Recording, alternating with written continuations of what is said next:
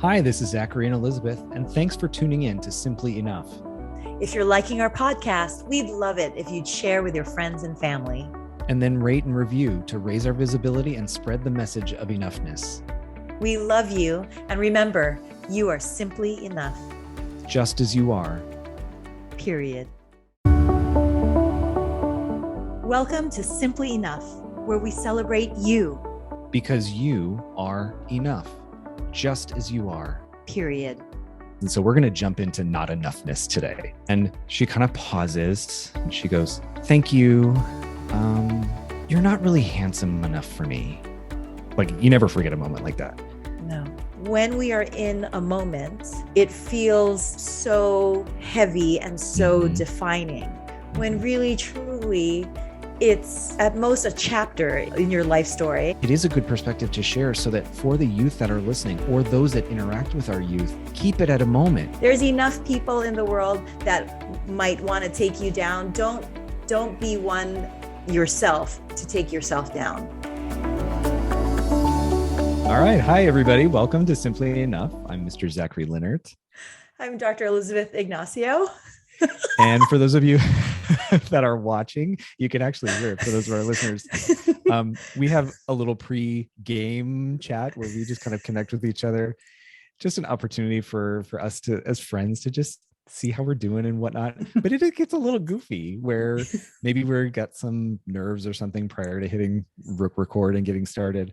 So we're bringing that energy in today with you today. And I hope that actually translated into our episode, because we're going to take a deeper dive into, enough, right? The simply enough, simply is its own word that we can, really give some regard to. And Yes. But we're going to go back to enoughness. And as we set up this entire podcast, we set up enoughness as too much of something or not enough of something. And both of those avenues have huge opportunities for, just really sinking our teeth into what that means. And so we're going to jump into not enoughness today, right? Yes. Which can sound kind of heavy. So maybe our, kind of fun energy will kind of balance that out a little bit. Because I know the first story that I want to kick off today, I think for those of you that will hear it, might be a little bit of like that's harsh, or that kind of hurts a little bit. But I don't feel that way anymore. Right. So I also want to just put that out there, having really talked about what we've talked about on this podcast so far, and just, my friendship with you, Dr. Ignacio, like, I don't put any meaning on it anymore. So I want to just say that right now. But I mean, it was a major moment in my life. So, Sure. So eighth grade, you're 14 years old, right? I went to a Catholic elementary school. There was a dance. Right. It was a big deal, right? In your awkward adolescent phase to be at the dance. And if you were, really adventurous, you would try to have a date for the dance. Okay. So there was this girl that I wanted to ask to the dance. Poor adolescents, like, we're just awkward at that point, right? And trying to just find ourselves, and it's your body's changing, your mind's changing, everything's changing. So to step out and ask somebody out at that point is like a huge risk. You know what I mean? Right. For sure. This was a Catholic school where we had all gone to school from first grade up until eighth grade together. So we knew each other very, very well. I decided I was going to ask this girl to go to the dance. We'll call her Jenna. So awkward Zach, chubby, awkward Zach decides with like spiky hair, maybe like kind of frosted tips. You can picture the look. In his Catholic uniform with his like white polo shirt and his blue shorts. After school, decides he's going to ask Jenna to the dance, and she's of course surrounded by all her friends. Everybody was kind of speculating somebody was going to be asking people, so there was some energy around this anyway. So the fact that I am now going up to Jenna means all of her friends are giggling. And I'm like, we already know I'm a pit sweater, for those of you that listen to that episode, so I'm like probably sweating through my shirt at this point. And I say to Jenna, hey, can I talk to you for a minute? She's like, sure. So we kind of move over by ourselves. And I said, would you be willing to go to the dance with me? And she kind of pauses and like cocks her head just to the side. And she goes, thank you. You're not really handsome enough for me. And turns around and walks back to her friends. Okay, so obviously I'm just like crushed, in the moment. And growing up chubby, I was already kind of aware that, society tends to favor fitter people. So I already had that kind of awareness. And like my siblings are just beautiful. Like my sister is gorgeous and my brothers are extremely handsome. And, growing up, they were leaner and more athletic. And so at least I think in my mind, they were the standard of beauty. And I was not, right. I was the nerd, the good student. Mm-hmm. And I owned that because I thought, well, I'm not handsome or physically attractive like they are, but I have other things. So when she said that, that not enoughness, I was not handsome enough for her. And those were the words she used. Like, you never forget a moment like that. No. Like I took it and believed it. You know what I mean? And it wasn't until decades later, what are you, 14? And I'm 40 now. So not like 26 years later, have I really come to understand how pervasive the acceptance of that not enoughness, not handsome enoughness, has really trickled into other aspects of my life. So much so that if people do give me a compliment, say, wow, you look great, or you're handsome or whatever, I don't believe it, or I didn't believe it. And I didn't know how to take that compliment. You know what I mean? Because it just didn't match with the not enoughness that I had already internalized. Isn't that heart crushing? Yeah. No, Elizabeth's face right now, you guys. This is supposed to be a podcast, so I'm supposed to be talking. I'm speechless. It's like the equivalent of me laughing is you can't like actually get anything out right now. But, I know. True story. If you were to bump into her again now, would you have to say anything, want to say anything? So it's funny you asked that, because there was that period of time, and I think this will get into a topic that we're going to talk about in a few episodes, but then I felt like I needed to prove to her that she lost out, right? So after coming back from grad school, I went back to Southern California to visit, and I happened to go into a place of business and she was working. I didn't know that. And I saw her and I'm like, wait, are you? And she said, are you? So we kind of had this like nice moment, right? I don't know that she even remembers that interaction, but I do know exactly. I'm like, okay, how do I look? Like, do I look fit? And does my hair look good? Like I had that moment of like, I needed to prove to her that she lucked out, or not lucked out. She lost out by not going with me to the dance. Like, and is it okay for me to say right now, and you're gay? Because, like, whether she missed out on you, but that feeling of having to prove something, even though in the grand scheme of things in your life or her life, seemingly it's irrelevant, right? Yep. That's what I mean by pointing out. Zachary, did you get the memo? Okay. Oh, I got the memo. And it smells good and it looks good. No, you know what? I think it was more like I didn't even care. I felt like I needed that validation, or I needed to prove to her that she was wrong in some weird kind of revenge proof way. And then I walked out after seeing her again and just was upset with myself. Like, why did that's a gross feeling, like that kind of gross, icky revenge. Like, I want you to be wrong. Like, that's just not who I am, But I also do admit that like all of my issues about physical beauty and what that means for me, and all comes back to that moment of, well, growing up chubby, husky. And then also that definitive moment where somebody was like, you are not handsome enough, which really is to me, but I heard to everyone, and then took that on. And for way too long, I would say. You look shocked, you poor thing. No, so So you want to, I'm shocked at that moment, for sure. So this is a rare moment. Everybody, mark your watches and calendars, because I'm speechless. I, I, I, I'm just in shock of the audacity. Granted, it's an eighth grade girl, but still, I Right. just, how one feels that something like that can come out of one's mouth. I don't understand.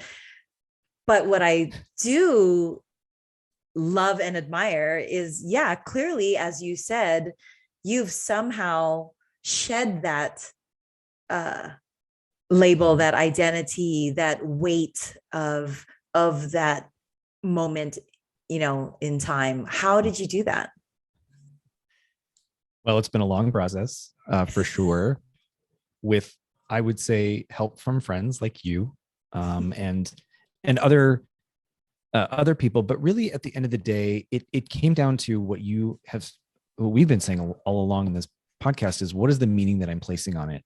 I never really understood that. In my mind, I was elevating physical attraction as being something so valuable that I needed to strive for it, because then it determined my worth. And that a lot of that was actually happening internally, right? That physically beautiful people are X. They're smarter, they're more successful, they're like all these things that are not necessarily true, but in my mind, they were. And I really kind of break them apart. I also think that it was about 3 years ago, maybe 3.5, 4 years ago, I started to really get into fitness and being more actively engaged in my physical health and also my mental health. And I was like, I actually want to start going to therapy. If I'm going to invest this much time in my physical health, I want to invest this much time in my mental health as well. And that work was big in uncovering that I was really placing a lot of value or emphasis on something that was truly in the eyes of the beholder, and I couldn't control that. So I had to see myself as blank X handsome. And I do now. I even saying that, like, there's that twinge of me that's like, oh, does that mean that I'm egotistical or narcissistic or I've got a big head? And I don't see that at all. Like, I think it's less about needing the validation from others and more about just feeling it internally. And also, I value more being a good person, being a kind person, being somebody who cares compassionately about others and seeks to serve others and truly live in connection and harmony with others. That's really what's more important, So I think it was a mind shift of, I was placing a lot of value on something that was really out of my control. And then once I started to do a lot of work, meaning what was out of your control is other people's yes, perception or standards of handsomeness. Yes, exactly. And then you're chasing like an unknown target, because one person's handsomeness is another person's mehness versus another, right. And the what dreaded mehness. I'm sorry, I can't go to the dance with you. You're meh, and right. And then you're just exhausted. And then I'm just exhausted, because everybody's got different standards. And I think many of us, and I'm in that camp, beat ourselves up because we believe that there's a standard that applies to everybody that there isn't. And then it's arbitrary. And it just is it's tiring and exhausting. And at the end of the day, like I said, I strive to be a good person. If that means that people find me physically attractive, wonderful. But I think that for what I offer and who I want to cultivate myself to be, that's what really matters. So, especially when that standard is questionably achievable. I'll speak on the woman's side, the airbrushed magazines, the curated social influencer posts where they've Snapchat filtered till almost beyond recognition. To try to reach a standard that's actually false, with all the editing, for example, that's nearly impossible. Yeah. That's this perennial chase for something that's actually quite abstract, as opposed to concrete. And beauty, yes, eye of the beholder, and that standard changes, or is different relative to culture. There's certain cultures where absolutely, big in quotes is beautiful, is gorgeous, is strong, is powerful, is healthy, and skinny is wasted and emaciated and wrinkled. Wrinkles, for example. So I'm not judging anybody who undergoes plastic surgery. It's just ironically, as a surgeon myself, knowing benefits and risks, especially the risk side, I just myself will never undergo surgery if I don't need to. And then especially something as upfront as my face. So I myself just have my own, concerns. Again, not judgment on other people, but my own concerns for myself relative to plastic surgery. But also what I have to say is I find beauty and I take pride in my smile lines. Like I would never want to do anything about my what I think they're called crow's feet in a negative way, but I call them my laugh lines and my smile lines, and I earned every damn one of them. And I'm happy with my smiley eyes, and I look at Dame Judi Dench and Dame Helen Mirren, British society, British actress, gorgeous. And they've got wrinkles. And again, not judging anybody who, feels more powerful, more strong, more beautiful, more themselves, with the help of cosmetic work. So I'm not judging them. I'm just saying for my own self, beauty is not only different, but shifts and changes. Sure.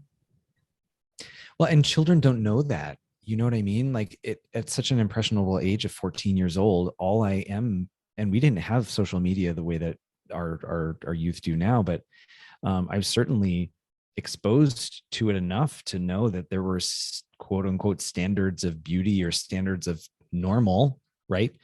And clearly there were things about me that I didn't fit in with that normal. I recognized I was different. I didn't know what that meant until later, and I could put a queer label on it. I was also husky as a kid and average height, and according to Jenna, not handsome. So at that an age where you're really finding yourself, I think this is where educators play a key role and parents play a key role, and anybody interacts with our youth play a key role, because it's so important that we shift the narrative away from this is what you should strive for, or in terms of like working through your not enoughness, into back to being a place of simply enough, period, just as you are. So to all our educators and parents out there, that it's such an important role that you have in the lives of our youth, so that they don't grow up to be the 40 and the 50-year-olds who are, just working through their not handsomeness or their embracing of their crow's feet, which is such a terrible way to describe it. Right. That's why they're my smile lines and my laugh lines. And I just laugh relative to, life is an evolution, and life does have seasons and does have phases, as was high school. So high school is just chapters of one's life story. And I giggle just because, I giggle now, but I didn't before. So my high school years, it's funny because I can call it funny now, but I though I was a cheerleader, I was friends with the cheerleaders, and that's who I sat at the benches with and had lunch with and all this kind of stuff. They were the popular ones. I wasn't. I was the nerd. I was like the ugly duckling of the cheerleaders, and just felt so inadequate compared to them and their popularity. And it's just so funny because coming back, I had gone away to the continent for college and med school and residency and fellowship, and actually had my surgical practice there for a few years before moving back home to Hawaii. And upon coming home, it was like our, I don't know, 15th or 20th reunion, I don't remember.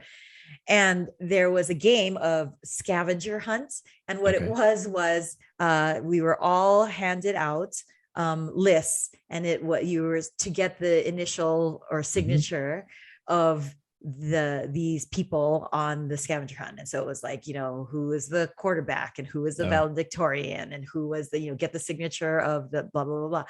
And the funny thing is that there were actually a few sweet people with poor memories, because there's a few people actually who came up to me and they were like, hey, sign here. And it was for like prom queen or homecoming queen. And I was like, lest you forget, because I didn't forget, I didn't go to the homecoming dance, and I didn't go to this dance, and I wasn't at that prom. So how could I have possibly been queen? Because I didn't have a date, and I wasn't asked for a date, and I never had a boyfriend in high school. And it's just funny how when we are in a moment, it feels so heavy and so defining, when really truly it's it's at most a chapter in your story, in your life story, but for all we know, it's just a page or a paragraph. And how things change and seasons come in, and things evolve and memories change, and it's for the youth that are listening, high school is a moment in time. But it can also be, go ahead, sorry. And the last thing you want to be is, there's this great, was it Geico, where they had, I don't know if it was Geico, where they had different characters, and one character was Rob Lowe, and he was perfect. And Rob Lowe, it was Rob Lowe, and he played different characters in each commercial. And one character he played was the quote, peaked in high school guy. And for those of you that are in high school that are dealing with the people who say that you are not handsome enough, or not smart enough, or not good enough on the team, and you're, you're the bench warmer, or you're taking the dumb classes or whatever, it's a moment in time. It's a moment in time. It's a chapter of your life story. It doesn't define you. It's a good perspective to share, because without that, as somebody who's lived with that feeling for so long, it can be something that permeates to, I'm going to say this now, because I don't regret who I am now. I don't regret anything that's happened in my life up until now. I will say that part of me is like, I spent a little too much time obsessing over the feeling of not being handsome. So it is a good perspective to share, so that for the youth that are listening, or those that interact with our youth, keep it at a moment. But if it grows roots, and then, take stock in your life, and those weeds in your life that are just destructive to your garden, that don't need to be there, take it from a 40-year-old guy. Like, I again, I don't regret anything, but I do lament how much it did actually become something that I expended way too much mental energy over. So that's, yeah. Go ahead. No, please. If you had, if I had somebody like remind me, this is just a moment, this is just one person, who knows? But anyway. And that's a story of yours where it stuck with you, and took root, then there's also when something takes root, the attempt to change because of it. But in changing and trying to change yourself for others externally, then that's not only inauthentic, but it's a disservice to oneself, and it's damn hard. Okay, I'm being elusive. What am I trying to say?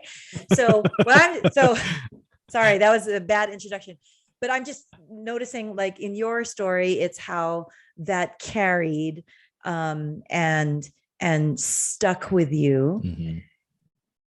I'm going to share a story of how in accepting that label of not enoughness, or that that sense of not enoughness, I then changed. But in changing, it was just really the antithesis of who I am granularly.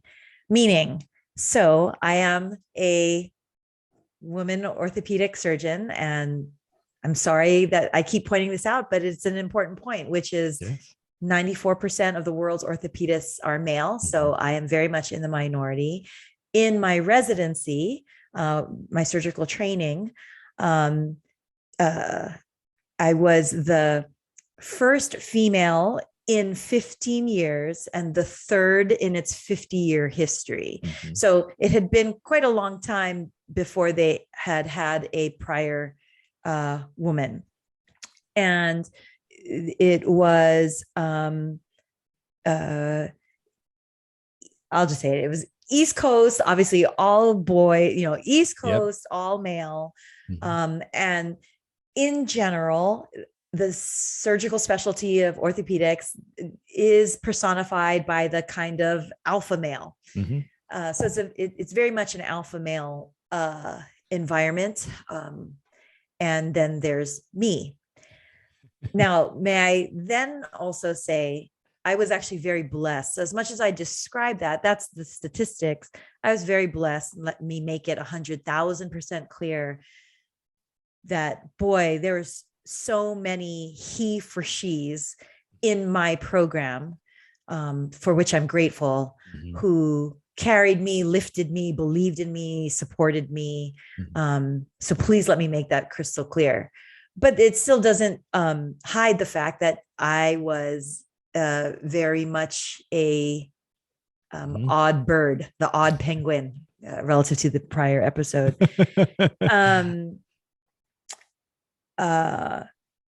And I am by nature the cheerleader, and I am, the kind of optimist and relational and that kind of thing.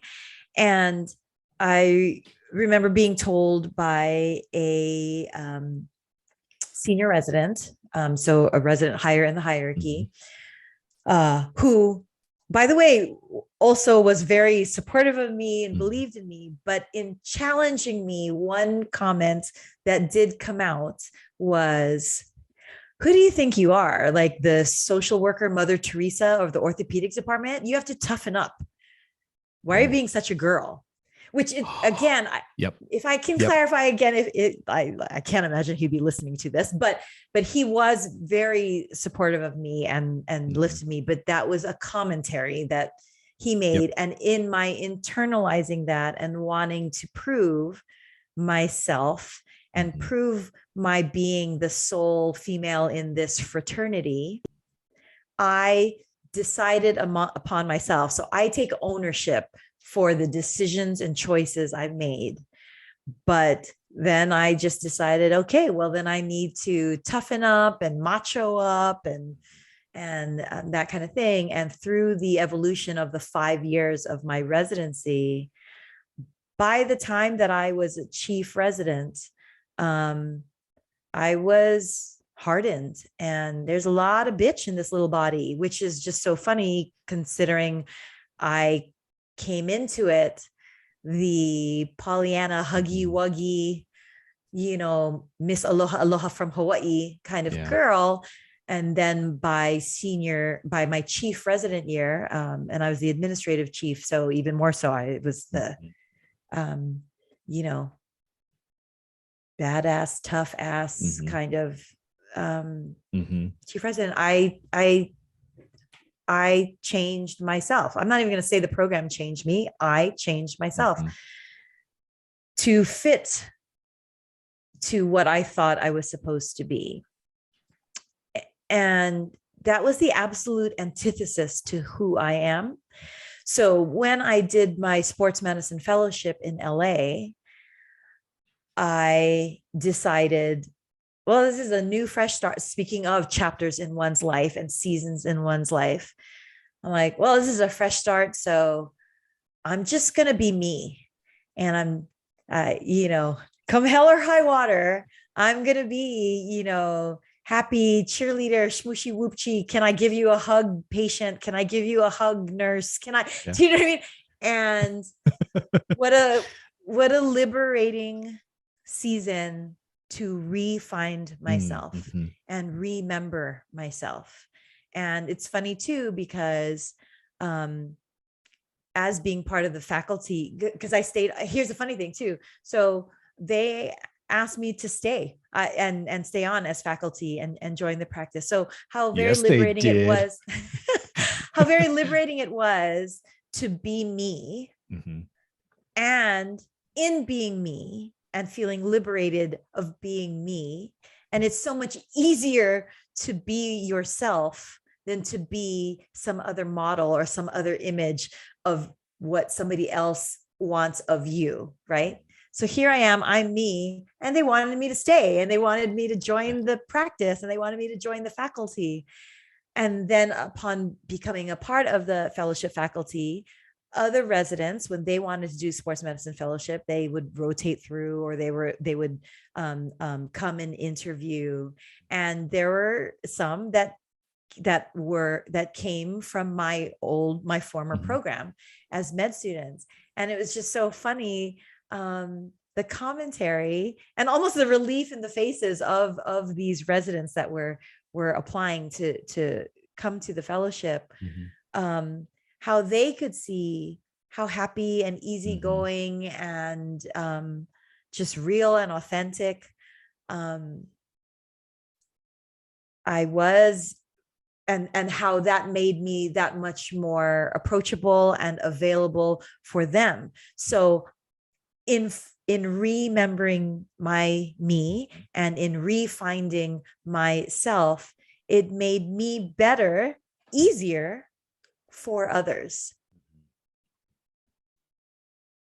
And so they were like, boy, California really, suits you. And it's just funny because I'm like, I don't necessarily know that it's so much California, that it's so much the place.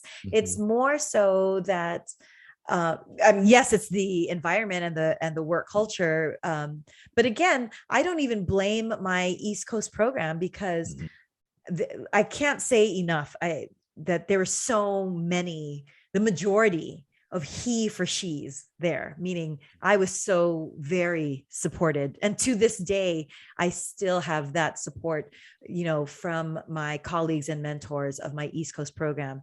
So it's not so much the place, but it's actually more my allowing myself and giving myself permission and space and grace to feel enoughness in me, and then feeling enough in me and myself. That's how I shifted to another gear of my better self and my higher self. And then that made me that much more available to others. And I can't help but think right now is, again, my daughter being a senior college application and college acceptance letters.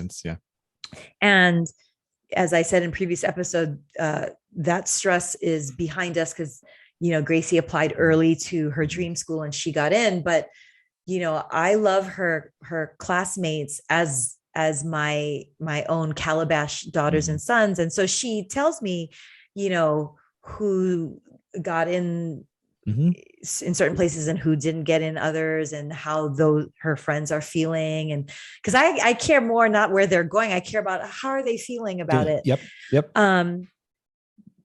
Because for those that didn't get the letter that they wanted, Okay. they reach out to me, or my clients reach out to me, and I tell them, first of all, it's not a rejection letter. Show me the letter, read the letter, because it never says we rejected you. It's usually the wording is, we could not offer a place for you. So don't even take on the label of you were rejected. You were rejected from that school. It's just, there wasn't a place for you. There wasn't a spot for you. They couldn't offer a spot for you. But then also, it's not the place that makes you. It's what you bring out from yourself wherever you are. It's not the place that makes you. So it's not the school that makes you. So it wasn't the East Coast versus California that made me. It's you finding and discovering, especially at the adolescent age, you're still discovering, but discovering yourself and your sense of self, and owning that and flourishing in that. That's that sense of enoughness that then precludes the need for validation from other people's labels and acceptances and measures of not enoughness. I'm just so grateful that, I love you, right? And I'm just so grateful for you. I'm also grateful for the way that you talk about how you interact with children and young adults, to give our listeners language that they can use. I've talked on here before, and forgive me if I get emotional. I didn't have necessarily that kind of message outwardly as a young gay youth, to know that I didn't have to try to be quote unquote straight. I didn't have to quite try to be like quote unquote masculine acting, or like for many queer youth, they go through this strong awareness, and then a reconciliation with who they are, awareness of what they're getting from society, of what they're supposed to be or what is acceptable. And now with the bill in Florida about you can't say gay, and just the messaging that we're telling youth is that they are not enough. And then the ramifications of what you said so beautifully. You started off your incredible story of how these roots can grow in such a way that then they alter the beautiful plant that they're suffocating into becoming something that it was never supposed to be. The ramifications of that can have really disastrous effects, if not cut and check. You had you also said that you can start a new chapter. You can go somewhere new. So if there's a young youth that's been struggling with something about themselves that they know, and they have this opportunity to go to college, that can be like a new chapter for them. Do it. Take that moment to step into yourself and find your people, find your penguins, find your huddle, but for those of us that are listening, I'm sorry, I'm getting really kind of passionate about this, because I didn't have these people in my life. For those of you that interact with our youth, be like Dr. Ignacio and your friends, and talk to them about who they are, and buffer the messages that they're getting. You didn't get a rejection.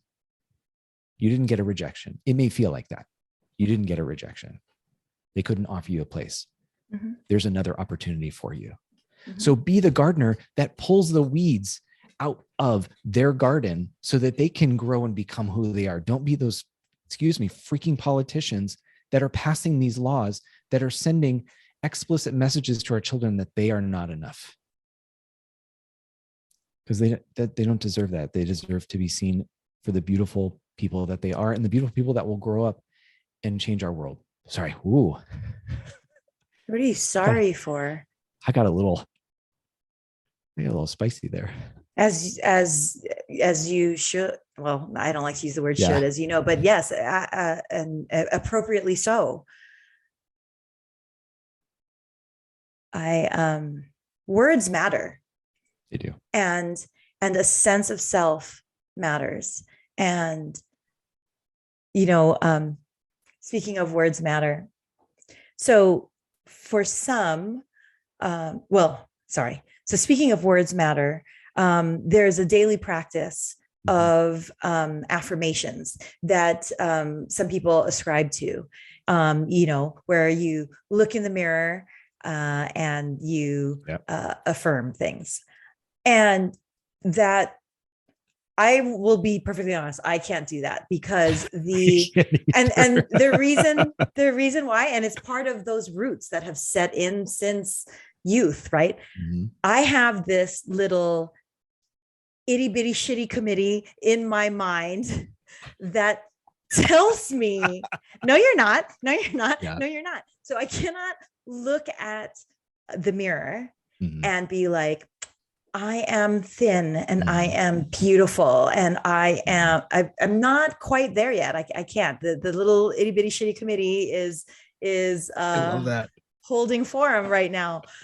But that's when, if we can start to practice being the chairman of our own board and squash that little itty bitty shitty committee. And by being the chairman of our own board, having a different voice. And if we can't quite yet say the affirmations, then there are declarations instead. So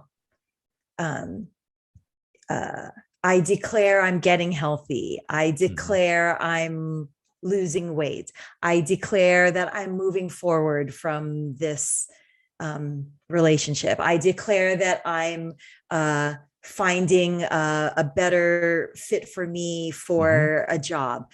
So there's, if one isn't ready yet to say they've arrived, which arrival is a farce anyway, which that's another episode. But words matter, and declarations, if one can't say affirmations quite yet, declarations of what one is in the process of becoming. If you can't just yet say, I am, okay, then the becoming becomes a declaration, because words matter.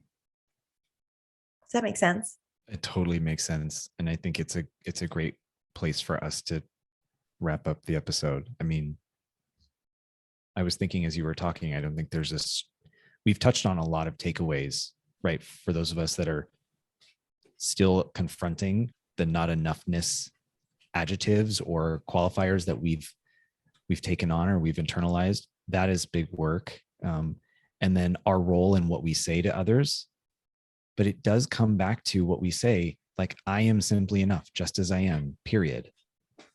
Even that can be both an affirmation or a declaration, right? You can still say that you're on that journey. And I think it's a beautiful place for us to leave off this episode.